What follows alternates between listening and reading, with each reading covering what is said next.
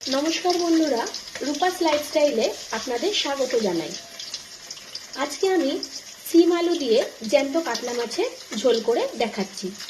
সেই জন্য সিম আর আলুগুলোকে আমি এইভাবে কেটে নিয়েছি। সিমগুলোকে গোটা গোটা রেখেছি, আলুগুলোকে লম্বা করে টুকরো করে নিয়েছি। মাছটাকে আমি নুন হলুদ মাখিয়ে নিয়েছি। এখানে একটা টমেটো আমি কেটে নিয়েছি। মাছগুলোকে আমি আগে ভেজে নিচ্ছি। এখানে আমি কাঁচা লঙ্কা আর আদা বেটে নিয়েছি।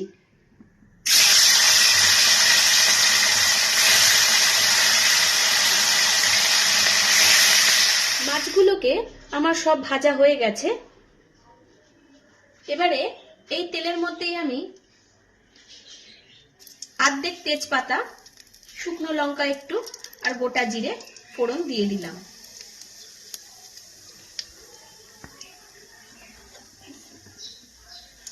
ফোড়নটা একটু ভাজা ভাজা হলে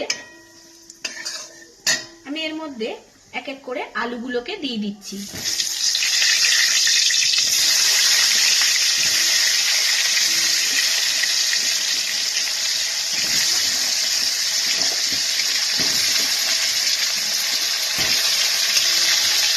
আলুটাকে একটু ভেজে দেব। আলুটার মধ্যে আমি 1 চামচ নুন দিয়ে দিলাম।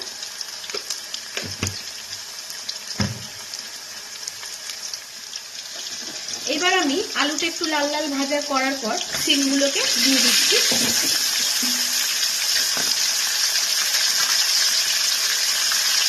কেটে রাখা টমেটোগুলোকেও দিয়ে দিলাম। এবার একটু হালকা ভেজে নেব।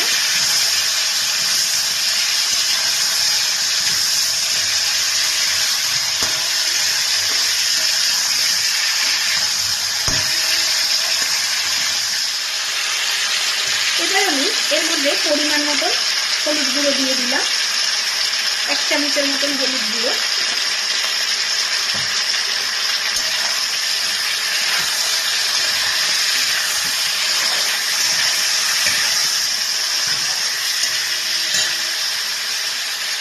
যে মশলাটাকে আমি বেটে রেখেছিলাম আদা আর কাঁচা লঙ্কা, সেটাকেও আমি এর মধ্যে দিয়ে দিচ্ছি।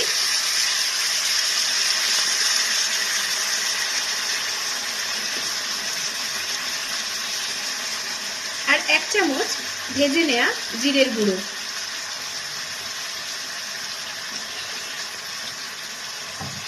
এই মশলাটাকে আমি এবার ভালো করে একটু কষিয়ে নেব সিম আর আলুটার সাথে।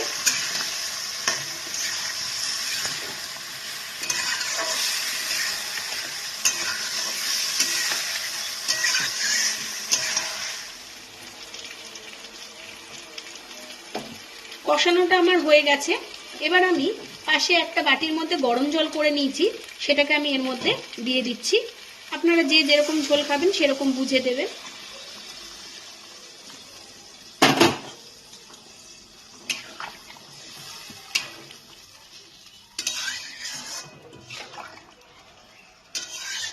এবার সিম আর আলুটা একটু সেদ্ধ হবে। সিম আর আলুটা আমার ভালোভাবে সেদ্ধ হয়ে গেছে। এবার আমি এর মধ্যে গোটা কাঁচা লঙ্কা দুটো দিয়ে দিলাম। মাছগুলোকে দিয়ে দিচ্ছি।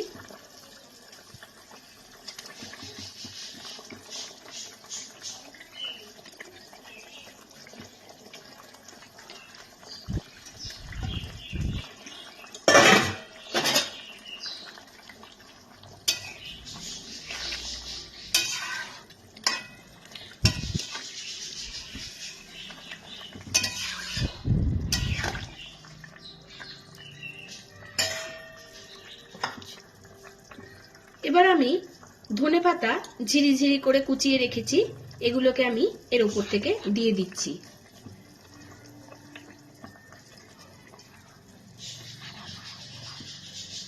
সিম আলু দিয়ে কাতলা মাছের ঝোলটা আমার হয়ে গেছে।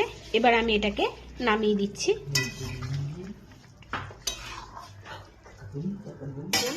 সিম আলু দিয়ে কাতলা মাছের ঝোলটা আমার হয়ে গেছে। ঠিক এইরকম দেখতে হয়েছে। গরম ভাতের সাথে খেতে এটা খুব ভালো লাগবে। এইভাবে আমি যেই রকম ভাবে করলাম সেই রকম ভাবে একবার সিম আলু দিয়ে করে দেখবেন। খুব সুন্দর খেতে লাগবে। যদি ভালো লাগে অবশ্যই আমাকে কমেন্ট করে জানাবেন, একটা লাইক করবেন আর চ্যানেলটিকে সাবস্ক্রাইব করে আমার পাশে থাকবেন।